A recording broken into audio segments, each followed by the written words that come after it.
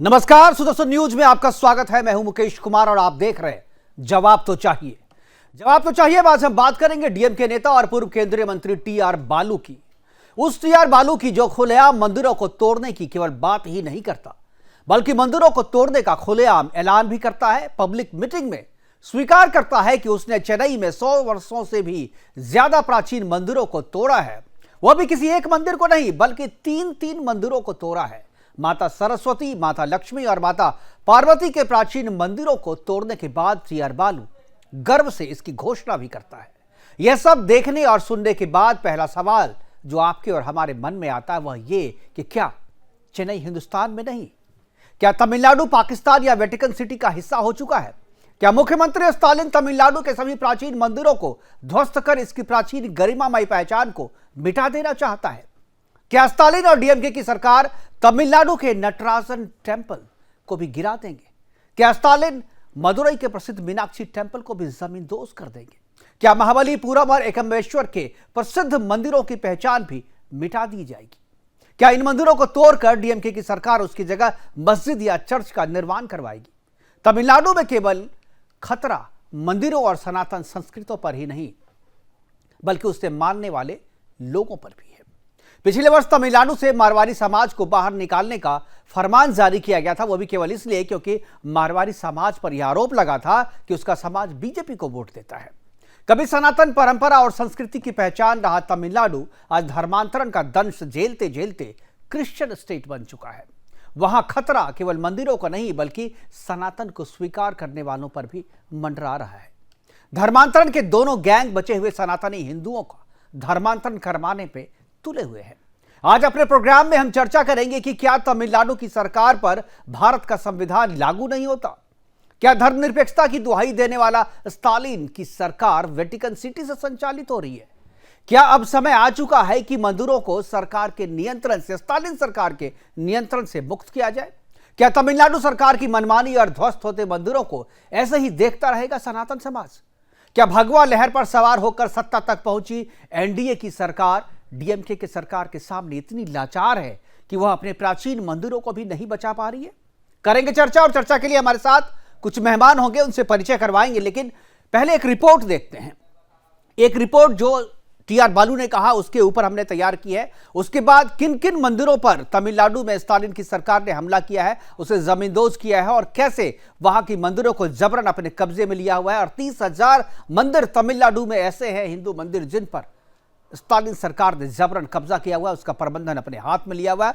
वहां पर जितना चढ़ावा चढ़ता है उस पर सरकार अपने तरीके से नियंत्रण करती है और खर्च करती है। पहले देखते हैं टीआर बालू ने क्या कहा, उस पर एक रिपोर्ट, उसके बाद मेहमानों से परिचय और चर्चा की शुरुआत।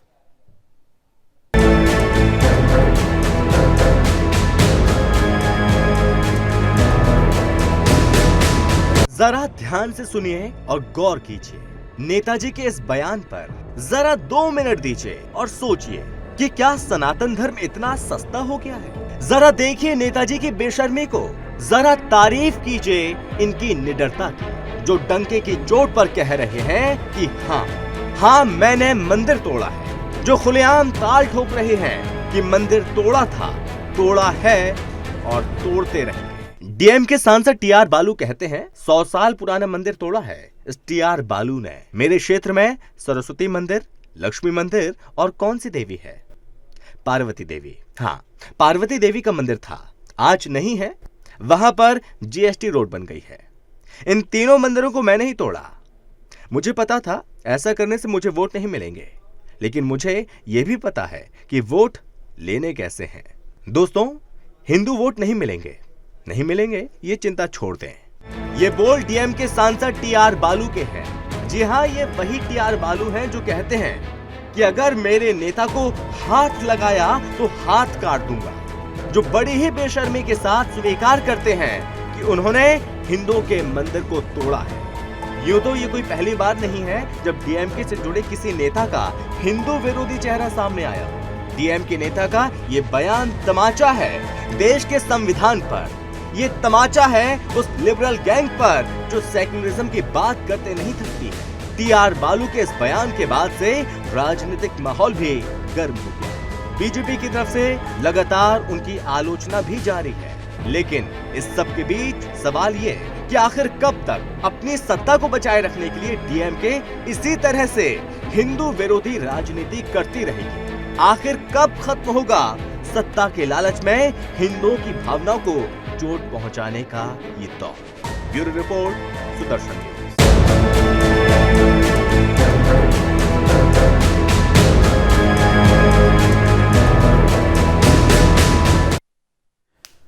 तो ये तो रिपोर्ट थी जो हमने टीआर बालू के बयान पे जारी किया था, उस पर बनाया था। अब एक रिपोर्ट देखते हैं, छोटी सी रिपोर्ट है कि तमिलनाडु की सरकार ने अब तक किन किन मंदिरों पर कब्जा किया हुआ है और क्या क्या कितनी संपत्तियां हैं मंदिर की जिस पर तमिलनाडु सरकार ने जबरन कब्जा किया हुआ है। उस पर एक छोटी सी रिपोर्ट।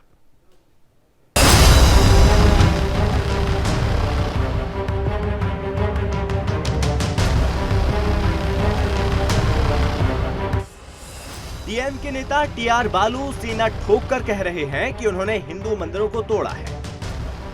ऐसा लग रहा है जैसे उन्होंने मंदिर तोड़कर गोल्ड मेडल जीत लिया हो। ये पहली बार नहीं है जब तमिलनाडु में हिंदू मंदिर को तोड़ने की बात सामने आई हो। इससे पहले भी कई बार तमिलनाडु में हिंदू मंदिरों को तोड़ा गया है और ये डीएमके की स्टालिन सरकार ने ही किया। कौन भूल सकता है 13 जुलाई 2021 का वो समय जब स्टालिन सरकार ने कोयम्बटूर के 7 मंदिरों पर बुलडोजर चलवा दिया था। जो मंदिर सनातन की शोभा थे, कोयम्बटूर के हिंदू की आस्था के प्रतीक। उन मंदिरों को स्टालिन सरकार की हिंदू विरोधी नीतियों ने ध्वस्त कर दिया था। मंदिर को बचाने के लिए हिंदू संघर्ष कर रहे थे, रो रहे थे, लेकिन स्टालिन सरकार नहीं मानी और मंदिरों को तोड़ डाला। इसी तरह 10 जनवरी 2022 को एक तमिलनाडु के तांबरम से एक वीडियो सामने आया। तांबरम में स्टालिन सरकार ने प्रभु श्री राम के भव्य मंदिर पर बुलडोजर चलवा दिया था। जिस हिंदू ने भी ये दृश्य देखा वो आक्रोश से भर उठा। लेकिन हिंदुस्तान तो एक ऐसा सेक्युलर देश है जहां हिंदू आस्थाओं और देवस्थानों पर अत्याचार ही सेक्युलरिज्म का प्रतीक मान लिए गए हैं। हिंदू मंदिरों पर स्टालिन सरकार की बर्बरता सिर्फ यहीं तक रुकती दिखाई नहीं देती। नवंबर 2021 के कांचीपुरम के प्रसिद्ध शिव मंदिर को तोड़ डाला गया।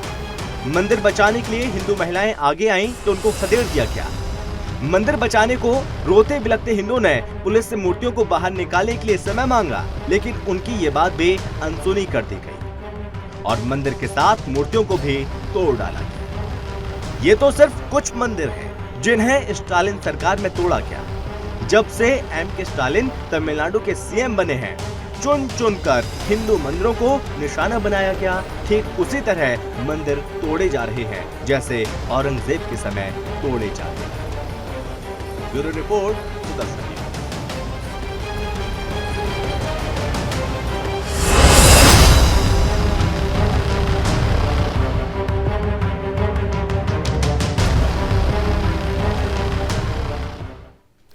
करेंगे चर्चा की शुरुआत और चर्चा को आगे बढ़ाने के लिए हमारे साथ जो मेहमान जुड़े हैं उनसे आपका परिचय करा दें। स्वामी चक्रपाणी जी हमारे साथ है, इसके अलावा मधु मुकुल त्रिपाठी जी हैं जो कि वरिष्ठ अधिवक्ता है और मोनिका रेड्डी जी हैं तमिलनाडु से हैं, और इसके अलावा क्रिश्चियन स्कॉलर के तौर पे जोसेफ भी हमारे साथ जुड़ गए हैं। सभी मेहमानों का स्वागत है। जोसेफ जी अभी नहीं जुड़े, थोड़ी देर के बाद जुड़ेंगे, उनका भी स्वागत है। लेकिन चर्चा की शुरुआत मैं मोनिका जी से करना चाहूंगा। मोनिका जी, जिस तरीके से ये मसला है, इससे पहले भी हमने तमिलनाडु पे एक प्रोग्राम किया था और उस समय उस प्रोग्राम का इस वजह से हमें ये प्रोग्राम करना पड़ा था वो प्रोग्राम, क्योंकि एक फरमान जारी किया गया था तमिलनाडु की एक छोटी सी पॉलिटिकल पार्टी की तरफ से कि मारवाड़ियों को यहां से निकाल करके बाहर किया जाए क्योंकि वो बीजेपी को वोट देते हैं। मंदिरों पर हमला, सनातन धर्म पे हमला, सनातन संस्कृति पे हमला, सनातन समाज पर हमला, ये वहां पर एक रिवाज सा बन गया है। क्या आपको लगता है कि तमिलनाडु में जिस तरीके से सनातन धर्म पे, मंदिर पे और संस्कृति पे हमला किया जा रहा है, ये सरकारी जो मशीनरी है वहां पर वो ऑर्गेनाइज तरीके से इस तरीके के हमले कर रही है, क्या आपको लगता है कि तमिलनाडु में जो चीजें चल रही है उस पर केंद्र का कोई नियंत्रण नहीं है और वहां पर रहने वाले सनातन समाजी जो लोग हैं वो किस तरीके से क्या महसूस कर रहे हैं? क्या आपको लगता है कि आने वाले दिनों में, कुछ ही दिनों में नामो निशान मिटा दिया जाएगा तमिलनाडु से सनातनियों का? जी, आप सबको नमस्कार। वैसे तो मैं भारत की वासी हूँ। आप अपनी बात करें जी। मैं तमिलनाडु जी जी सुनाए जी।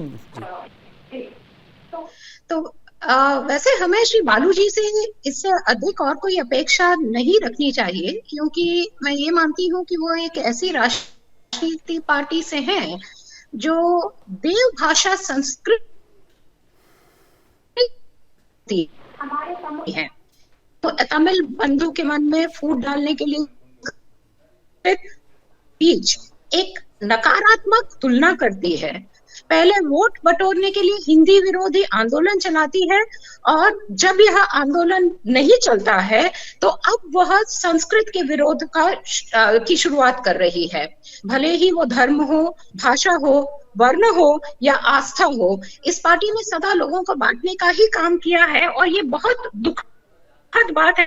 ये जो बंटवारा ये लोग चाह रहे हैं, ये केवल सनातन के बीच में ही ये फूट डालने की कोशिश कर रहे हैं। बालू जी उस राजनीतिक विचारधारा के चिन्ह हैं जो न केवल हमारी मोनिका जी, आप इतना सम्मान देकर के बालू जी कह रहे हैं, मुझे तो अंदर में इतना आक्रोश है कि मैं कोई सम्मान ना देना चाहता हूं ना सुनना चाहता हूं। जिसके दिल में, जिसके एक्शन में कहीं सनातन धर्म का या मंदिर का या हमारे भगवान की इज्जत नहीं है, उसको अब इज्जत के नाम से पुकारे, मुझे अच्छा नहीं लग रहा सुनने में। इसलिए आप केवल बालू कहें तो मुझे ज़्यादा अच्छा लगेगा, और हमारे जो दर्शक हैं उनको भी यही अच्छा लगेगा। जी नहीं, मैं बिल्कुल आपकी भावनाओं को समझती हूँ, लेकिन मैं ये भी समझती हूँ कि अगर मैं उन्हीं के स्तर तक गिरती हूँ तो और उनमें और मेरे में कोई अंतर नहीं रहेगा। तो एक अस्मिता हमें, क्योंकि हम सनातन बंधु हैं, हमारा कल्चर, हमारे संस्कार वो हमारे इसी स्वभाव का फायदा उठा रहे हैं मोनिका जी। हमें थोड़ा अपनी स्ट्रैटेजी जो है वो भी चेंज करनी होगी। उनको बताना होगा कि तुम कुछ भी करते रहोगे और हम केवल बर्दाश्त करते रहेंगे। ऐसा पहले होता था लेकिन अब नहीं होगा। ये मैसेज जब तक हम नहीं देंगे तब तक इसी तरीके की चीजें होती रहेगी, और इसी तरीके से हम कल सब चीज जो है देखते सुनते रहेंगे, कुछ कर नहीं पाएंगे। हम जाना चाहेंगे चक्रपाणी जी के पास। चक्रपाणी जी, क्या आपको लगता है कि ऐसा ही स्टालिन तमिलनाडु में सब कुछ करता रहेगा? ऐसा लगता है जैसे वो भारत का हिस्सा नहीं, वो वेटिकन सिटी से संचालित हो रहा है या कहीं और से संचालित हो रहा है, और जो भारत का संविधान है, जो भारत का कानून है, वो तमिलनाडु में लागू नहीं होता। स्टालिन जो चाह रहा है वो कर रहा है। खुलेआम एक पूर्व मंत्री जो है घोषणा करके मंदिर को तोड़ता है, तुड़वाता है, उसके बाद मंच पे जाकर के इसकी सार्वजनिक घोषणा करता है और गौरव का अनुभव करता है, और ये मैसेज भी वहां के समाज को देता है। क्या आपको लगता है कि इसी तरह सुनते रहना चाहिए, समझते रहना चाहिए, खबरें दिखाते रहना चाहिए? सनातन समाज जो है वो कब जागेगा?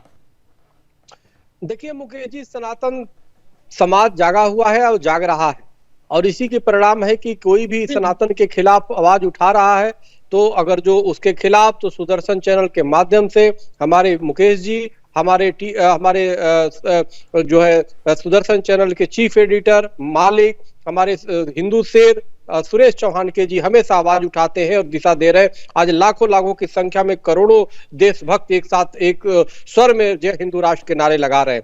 सवाल इस बात का है कि समझना होगा, स्टालिन एक ऐसा दरिंदा है, एक ऐसा मुगलिया जो मीर बाकी की आत्मा है, जिसने मीर बाकी ने 1528 में हमारे मंदिर को तोड़ा, और वर्तमान में अभी स्टालिन ने जिस प्रकार से तमिलनाडु में मंदिर को तोड़ने का काम किया है, और मंदिर तोड़ने के साथ उसने स्वीकार किया कि हमने प्राचीन मंदिर को तोड़ा है, हिंदुओं की मंदिर को। सवाल इस बात का है कि यह पाप, उसको निश्चित रूप से इस पाप की सजा को भुगतना पड़ेगा। सिर्फ ये बोल करके निकलने नहीं पाएंगे, और इनके खिलाफ निश्चित रूप से हम खुद हिंदू महासभा FIR कराएगी। इनके खिलाफ हर प्रकार के तमिलनाडु में हमारे लोग, अभी आज मैंने बोला है कि हर प्रकार से धरना प्रदर्शन आंदोलन करेंगे, इनको पूरी तरह बाध्य करेंगे वहां पे। और राष्ट्रीय स्तर पे भी मैं चाहता हूं कि केंद्र सरकार उसके खिलाफ कार्रवाई करे, जिसने स्वयं इस बात को स्वीकार किया है। जिस प्रकार से औरंगजेब ने जब फतवा जारी किया तो उसने फतवा में लिख दिया, जिसके पाप के परिणाम स्वरूप उसके दिखाई दे रहे हैं जो अभी तक है। उसी तरह स्टालिन ने अपने पाप को स्वीकार किया कि हाँ, मैंने हिंदुओं की मंदिर को तोड़ा, और ये भी कहा कि तोड़ा था, तोड़ूंगा, तोड़ता रहूंगा। तो ये बहुत ही दुर्भाग्यपूर्ण है।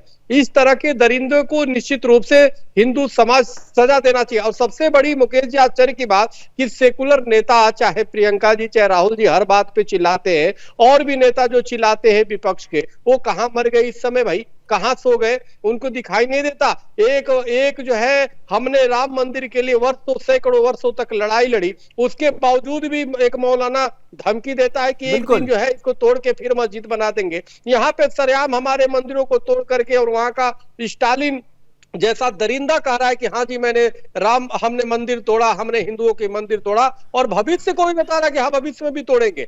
इस तरह के दरिंदे को जरूरी है कि सबक सिखाना, इस तरह से जरूरी है कि ऐसे लोगों को हम एन केन प्रकरण और इसको बिना सठे साठे समाज चले, जो ये भाषा जानता है उसी की भाषा में इसको जवाब दिया जाने की आवश्यकता है। बहुत जरूरी है मुकेश जी। और आपने देखिए इतना मुखर होकर के जिस प्रकार से हिंदू समाज को आंखें को खोलने का काम कर रहे हैं, इनके पापों और दरिंदों को एकदम साहसिक रूप से दिखाने का काम कर रहे हैं, निश्चित रूप से देश और विश्व के तमाम सनातन धर्मी अपने सुदर्शन चैनल पे गर्व महसूस कर रहा है। निश्चित रूप से, नहीं तो पहले एक समय था कि जब गोल मोल घुमा करके दिखाया नहीं जाता था और गोल गोल बातें की जाती थी, लेकिन अब सरेआम उस पापी, उस दरिंदे की नाम भी सामने आ रहा है, चाहे किसी भी पद और प्रतिष्ठा पे बैठा हो, उसको निश्चित रूप से धूल चटाने का काम हिंदू समाज करेगा। आपका साथ और समर्थन रहा तो निश्चित रूप से स्टालिन को उसी के क्षेत्र में उसको सजा दिलाया जाएगा। बिल्कुल बिल्कुल, हम भी चाहेंगे कि उसको सजा मिले और आप जैसे लोग सामने आए, एफआईआर करवाएं। और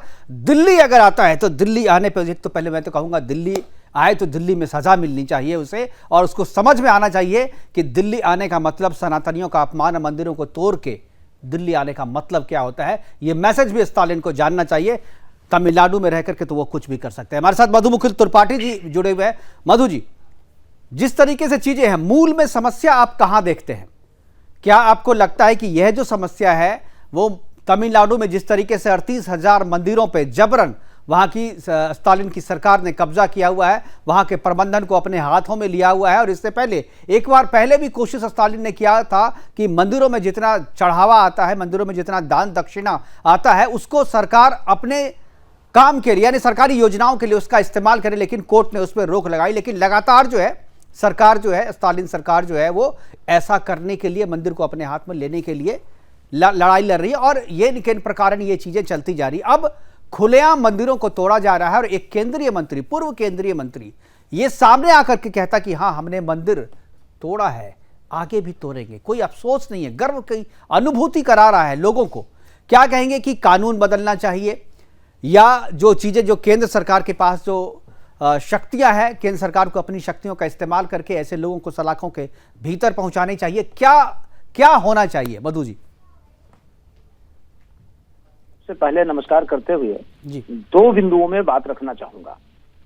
2 बिंदु आने से पहले मैं सबसे पहले स्वामी चक्रपाणी जी को कहूंगा कि वो एफआईआर कर रहे हैं, मैं अपनी सेवाएं मुफ्त बगैर किसी शुल्क को देने को तैयार हूं, वो आगे बढ़े। अब मेरे बिंदु आते हैं। आपको याद होगा कि जब भारत पर आक्रांताओं, लुटेरों, दैत्यों ने आक्रमण किया तो सबसे पहले हमारी संस्कृति को तोड़ने का प्रयास किया। ये उनका माइंडसेट था कि इससे हम अपने गौरव को भूल जाएंगे।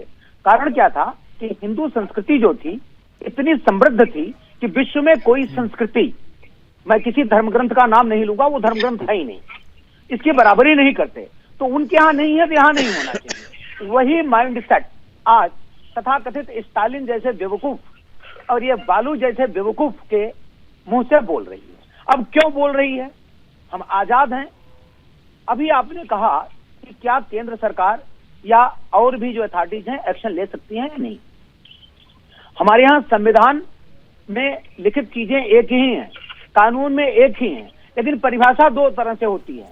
अगर सुरेश चौहान कुछ बोलते हैं तो हेट स्पीच, जाकिर नाइक बोलता है या वो मौलाना ताकिर बोलता है, रहमानी बोलता है, तो उसके लिए दूसरे कोई बात नहीं है, freedom of speech.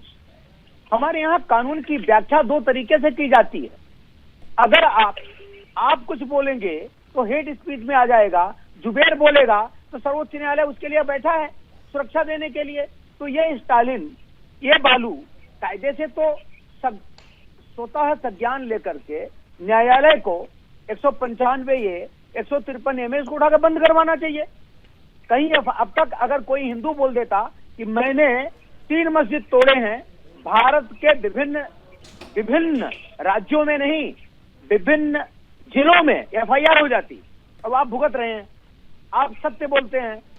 Nupur Sharma एक किताब को रेफर करती है, एफआईआर हो जाती है, लेकिन ये एक बेवकूफ आदमी बोल रहा है इसके खिलाफ कोई एफआईआर नहीं। उसका मात्र कारण क्या है कि हमारे जो संवैधानिक तंत्र हैं वो ऐसे लोगों को प्रोटेक्ट करते हैं। बिल्कुल, वो इनके कहे हुए चीजों को फ्रीडम ऑफ स्पीच में लेने की कोशिश करते हैं। ये दुर्भाग्य है, बिल्कुल दुर्भाग्य है।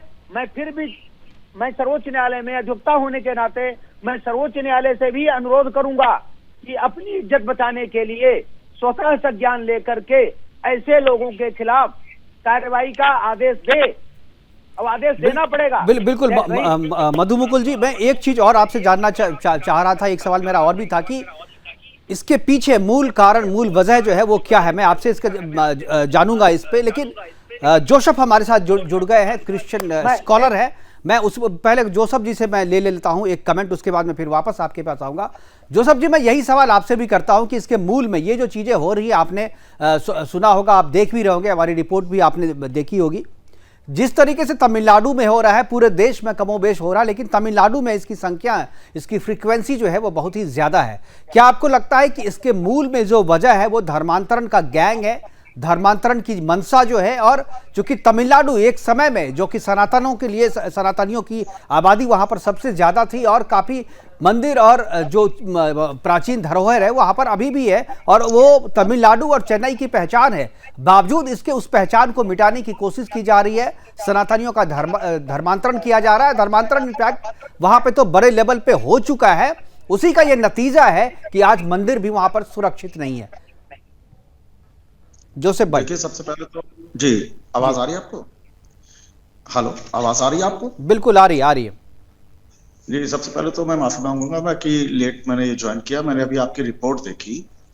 देखिए, मैंने पहले भी आपके डिबेट में कहा है, अगर कोई चीज गलत हो रहा तो वो गलत है, उसको आप सही नहीं ठहरा सकते।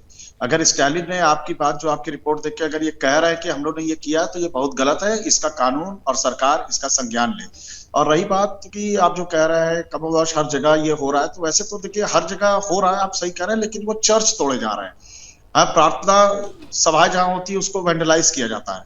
मैं कह रहा हूं ये तमिलनाडु में अगर इन्होंने ये किया है तो ये बिल्कुल गलत है, और इसके सरकार को सामने आना चाहिए और इसका संज्ञान ले। लेकिन पूरे देश में अगर आप ही का चैनल दिखाता है, कई बार आपने भी दिखाया होगा कि वहां पे जाके प्रार्थना सभा हो रही है और चर्च हो रहा है, तो वहां पे गुंडागर्दी होती है, वेंडलाइज किया जाता है प्रार्थना सभा को। और अब तो देखिए, जो मंदिर है, हिंदू तो पूरे विश्व में है और मंदिरें जो हैं हर जगह पे हैं, तो कहीं से आप क्या सुनने में आता है आपको, जहाँ पे क्रिश्चियन बहुल इलाका है वहां पे क्या मंदिर बाहर तोड़ी गई, किसी और देश में तोड़ा गया? यहाँ पे क्या हुआ, इसकी जांच करे। और वकील साहब भी बैठे हुए हैं, एफआईआर हो रहा है, उसकी जांच होगी, जो अपना कोर्ट आदेश दे उसमें हम लोग क्या कर सकते हैं। नहीं, देखिए, ये जो अब लॉ एंड ऑर्डर का प्रॉब्लम नहीं है, आप यही समझ, चीज़ों को आप बहुत ही सिंप्लीफाई करके सामने रखते हैं, और एक तरीके से आपको जो जनता सुन रही होगी उसको लग रहा है कि आप तो बड़े अच्छे न्यायप्रिय भाषा बोल रहे हैं, लेकिन इनफैक्ट आप डिफेंड कर रहे हैं गलत लोगों का। ये जो मंदिरें तोड़ी गई हैं वो इसलिए नहीं तोड़ी गई कि वहां कोई आपराधिक कृत्य के कारण नहीं, वहां पर कोई लॉ एंड ऑर्डर का प्रॉब्लम नहीं है। सरकार ने ऑर्गेनाइज तरीके से सरकार ने उसे किया है, क्योंकि भाई यहां से सड़कें निकलनी है, इसलिए उसको तोड़ा जाना चाहिए। 100 साल प्राचीन मंदिरों को एक रोड निकालने के नाम पे तोड़ दिया जाता है। हर कोई पहली बार नहीं तोड़ा गया है। मस्जिदें भी आती है उस सड़क की परियोजना में, चर्चें भी आती है, लेकिन चर्च और मस्जिदों को बचा लिया जाता है, बगल से सड़कें निकाल दी जाती हैं। लेकिन जब मंदिर का मामला आता है तो उसे बुलडोज कर दिया जाता है, जमींदोज कर दिया जाता है, और उसका गुणगान वहां के मंत्री, वहां के नेता आकर के करते हैं कि हाँ, हमने तोड़ा है मंदिर को और आगे भी तोड़ेंगे। समस्या की जड़ ये है, और इसलिए मुझे लगता है कि इसको डिफेंड नहीं किया जाना चाहिए। नहीं, मैं डिफेंड नहीं कर रहा हूं सर। अगर वो ऐसा कर रहे हैं तो ये तो उनकी संकीर्ण मानसिकता को दर्शाता है। क्यों किसी के मंदिर को, पूजा स्थल को तोड़ा जाए? और जो सनातन धर्म है सर, वो बहुत पुरानी सभ्यता है, उसको क्यों तोड़ा? साउथ में तो, डाउन साउथ आप जाइए, बहुत अच्छे अच्छे मंदिर हैं। मैं तो इसका बिल्कुल उन्हीं अच्छे मंदिरों की चिंता मुझे सता रही है। मुझे लग रहा है कि कल कहीं मीनाक्षी और नटराजन टेम्पल की भी बारी ना आ जाए, और कहीं जो है ये स्टालिन सरकार जो है बोले कि भाई अब नटराजन मंदिर भी जो है कहीं ना कहीं कोई वो तो जानबूझ के जहां मंदिर है वहां से प्रोजेक्ट निकालते हैं। ऐसी भी सूचना है। जहां मंदिर को तोड़ना है उसके लिए पहले सर, वहां से देखिए- नक्शा पास कराया जाता है, मंदिर को उस बीच में लाया जाता है, फिर उसे संविदोष कर दिया जाता है। ये पूरी तरीके से एक योजनाबद्ध तरीके से साजिशन ऐसा किया जा रहा है। मोनिका जी, सर आप तो ऐसी बात कर रहे हैं कि जैसे कि पूरी सरकार, सेंट्रल गवर्नमेंट, जितने ऑफिसर्स हैं सब लोग ईसाई हैं और मिलके हिंदुओं को प्रताड़ना करने की प्लानिंग पे बैठे हुए हैं। भाई है तो ऐसा नहीं, लेकिन कर तो ऐसा ही रहे सर, हैं। और ऐसा इसलिए नहीं मेरी है। शिकायत जो है ऐसा- केंद्र सरकार से भी है। मैं ऐसा नहीं कि केवल सर- तमिलनाडु सरकार, मुझे केंद्र सरकार से भी शिकायत है कि तमिलनाडु की जी। सरकार, स्टालिन सरकार इस तरीके से कर रही है और आप चुपचाप हाथ पे हाथ रख करके बैठे हुए इंतजार कर रहे हैं। ऊपर से आकर के कोई थोड़ी ठीक करेगा, सरकार के लोगों को ही करना होगा। इसलिए मेरी शिकायत केंद्र सरकार से भी है। इसलिए ऐसा नहीं कि मैं केवल स्टालिन सरकार या तमिलनाडु सरकार से मेरी शिकायत है, मेरी शिकायत केंद्र सरकार से भी है कि केंद्र सरकार इसमें इंटरफेयर करे और तत्काल जो है मंदिरों को जो विध्वंस किया जा रहा है योजनाबद्ध तरीके से उसको रोके।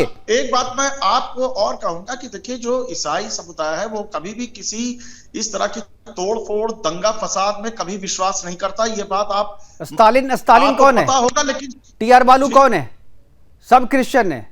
टीआर बालू भी क्रिश्चियन है, आपको शायद नहीं आज पता आपके होगा। टीआर बालू जो है वो आपके चैनल- क्रिप्टो क्रिश्चियन है। हाँ, स्टालिन हाँ, जो है वो आपके जो चैनल- मुख्यमंत्री है वो क्रिश्चियन है। पूरी वहां पर कम्युनिटी जो वो क्रिश्चियन है। बचाने के लिए कोई नहीं, वहां का प्रशासन, वहां के जो प्रशासन में 70% से ज्यादा क्रिश्चियन है। तो ये इल्जाम तो लगेगा ना कहीं जोसेफ, बुरा तो लग रहा होगा, लेकिन कर तो नहीं वही सर। लोग रहे ना जो क्रिश्चियनिटी को मानते हैं। नहीं, बुरा लगने की बात नहीं सर, मैं तो कह ही रहा हूं अगर वो ऐसा कर रहे हैं तो वो गलत है। अगर ऐसा, और अगर आगे- क्यों भाई, आपको दिख नहीं रहा नहीं, क्या इसमें अगर और मगर क्या है? बाकी- अगर मगर मैंने क्या है आपको इसमें? कहा- कर रहे हैं ना नहीं, मैंने आप कहा जो कि- है डिफेंड करने की, किसी भी हर एक तरीके से डिफेंड करने की कोशिश कर रहे हैं। अगर नहीं, मगर मैं इसमें तो डिफेंड- कुछ है नहीं, मैं- सब चीज तो मैं साफ ये दिख कह रहा है, रहा इसमें हूं- छुपाने वाली क्या बात है? नहीं, जो अधिवक्ता साहब बैठे हैं वो तो इस केस को आगे बढ़ाने की बात कह रहे हैं, इसको जाने दीजिए उसमें। और जो चक्रपाणी, गलत कर ठीक रहे है, हैं, मैं वो समझ सामने गया। आ मैं जाएगा। देखिए मनसा सबकी समझ में आ जाती है। चक्रपाणी जी, क्या आपको लगता है केंद्र सरकार को हस्तक्षेप करना चाहिए? देखिए केंद्र सरकार, देखो मौन, मुकेश जी, मौनम स्वीकार्य लक्षणम। केंद्र सरकार अगर मौन है तो कहीं ना कहीं सितम को देखते रहना सितम से कम नहीं होता। मेरा दावा है कि कातिल गवाहों में भी होते हैं। आखिर सरकार पूर्ण बहुमत की है, प्रचंड बहुमत की है, लोगों ने, हिंदू समाज ने जम के वो किया है, तो इसका मतलब ये थोड़े कि हिंदुओं पे अन्याय हो, अत्याचार हो।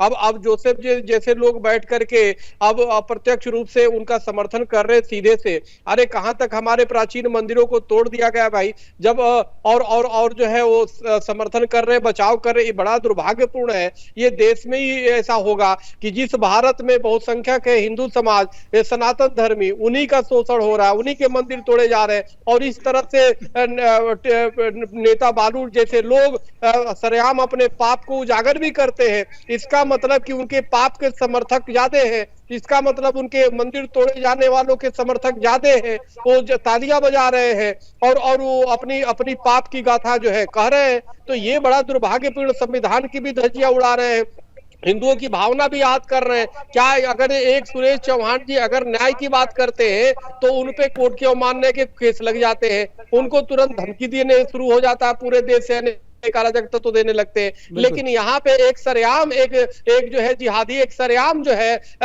जो तालिबानी मानसिकता का जो है, वो जो है सरेआम कहता है कि जी हाँ, मैंने हिंदुओं के मंदिरों को तोड़ा है। और उस पे सरकार, केंद्र सरकार भी मौन है, सभी लोग मौन है, विपक्ष मौन है। बिल्कुल, मधु जी के पास में जाना, बोल रहा है तो बिल्कुल मधु जी के पास जाऊंगा, समय की कमी है, मधु जी के पास जाना। मधु जी, ये जो है मस्जिद का नियंत्रण जो है वो उसी समाज के पास रहेगा, मुस्लिम समाज के पास रहेगा। जो चर्च है उसका पूरा नियंत्रण जो है वो क्रिश्चियन समाज के पास रहेगा। लेकिन मंदिर जो है उसका नियंत्रण सरकार करेगी। क्यों करेगी भाई सरकार? इसके लिए क्या किया जाना चाहिए? क्या सबसे पहले जरूरी है? दो चीजें मुझे लगता है कि इसके मूल में, एक जो मंदिरों का नियंत्रण सरकार के हाथ में, उसे मुक्त होना चाहिए, और ये धर्मांतरण का जो गैंग बड़े स्तर पे ऑपरेट किया जा रहा है इन स्टेटों में, उसे बंद हो, तभी इसका एक जो समाधान की तरफ हम बढ़ पाएंगे।